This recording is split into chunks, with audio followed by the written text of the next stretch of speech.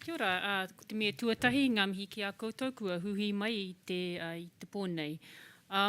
So unlike Rima, who was impressively concise for an academic, it's not normal, I thought if I'm given 5 minutes, I better write down what I'm going to say, otherwise we could go in circles for some time. So as someone who works routinely with data to inform and influence, I know how powerful data can be. Powerful people have long recognised the power of data.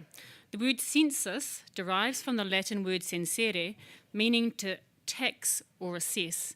Its origins in antiquity coincide with the rise of the early Chinese, Egyptian and Roman states and their extraction of resources from the population, either through taxation, labour or military conscription. In the 18th and 19th centuries, learned white men called on the science of statistics to investigate links between societal conditions and health and to identify precision-like laws of society akin to those of Newtonian mechanics. And the focus of these investigations were often the working poor, and the goal was to monitor and control. It goes without saying that Indigenous peoples have had very fraught experiences with data collections controlled by others. Here in Aotearoa, iwi and Māori were the objects of surveillance, and the motivation for data collection was largely one of data in pursuit of domination, assimilation, and then much later, economic incorporation. In more recent times, data about Māori has been used to identify gaps, explain gaps, close gaps, plug gaps, and deny gaps. More often than not, the requirements and the priorities of the government have taken precedence over Māori informational needs and aspirations and requirements. Enter the era of big data and the accompanying hyperbole around data as the new oil, where data is the new resource to be extracted, exploited, dug out and turned into huge profits or knowledge for those with the know-how and the resources to do so. Internet companies' control of data gives them enormous power that is hard to push back against as citizens, especially in the absence of a clear regulatory framework and where companies have no obligation to reveal to consumers what information they hold and how much money they make from their information. Government data sets also usher in a new potential era of top-down surveillance and intervention. Prime Minister Will English is a passionate champion of a social investment approach to social spending and to using and reusing data to direct resources to the right people in the right way at the right time. The social investment approach calls for the dismantling of barriers to data sharing and use across government for analytical or social service delivery purposes, as well as with NGOs and the private sector. The Data Futures Partnership, which Rima is aware of and part of, is on a mission to unlock the economic and societal value of data across New Zealand's data ecosystem, and they want for this to happen in an ethical, trusted and inclusive way. Even Stats New Zealand, once the bastion of gatekeeping around data, has a new mantra to unleash the power of the data to change lives. And that's a pretty radical statement for a National Statistics Office, believe me. But one is compelled to ask, who is doing the unleashing? Who's doing the unlocking? On whom? For what purpose? According to whose values? There is an uncritical and somewhat naive understanding of data and data analysts to provide access to a higher order truth.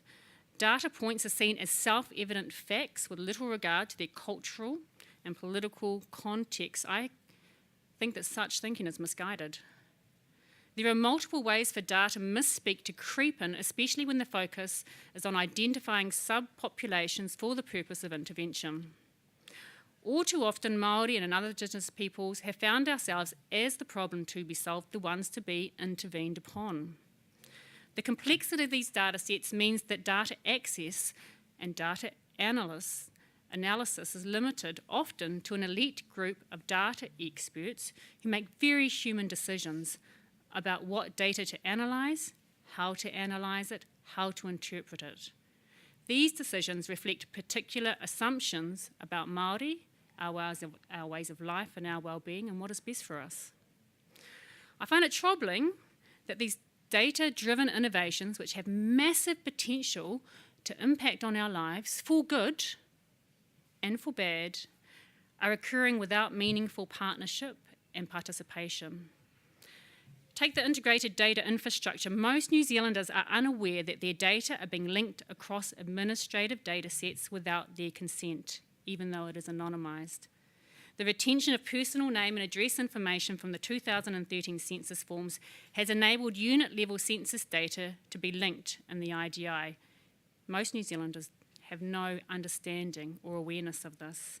In Australia, the Australian Bureau of Statistics was met with mass protest and refusals before their 2016 census, when this information was made public. The Social Investments Unit data exchange takes government big data to a new level, enabling the linking of individual level data that is not anonymised or de-identified, and it's linked for operational purposes, that is, for interventions. There are, of course, important and good opportunities for data to be used in ways that improve the quality of people's lives, to contribute to wise and prudent decision-making, to empower citizen decision-making, but not if the power resides in the hands of a few.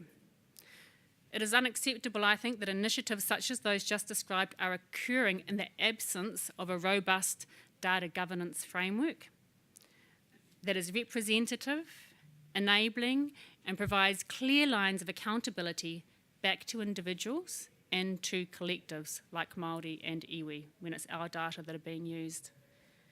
Government agencies collecting, storing, and analysing information about people tilts the balance of power from the people towards the government. In the absence of a robust regulatory framework and data governance mechanisms, we really do run the risk of government being something that is done to the people rather than by the people for the people. For Māori in particular, we run the risk of replicating a colonial system that we know very well in the past has been used to disempower. Trust once lost is difficult to regain.